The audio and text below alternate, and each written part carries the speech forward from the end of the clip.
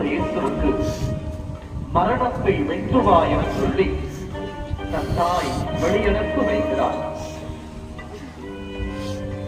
யாருக்கு கிடைக்கும் இந்த வாக்கியம்?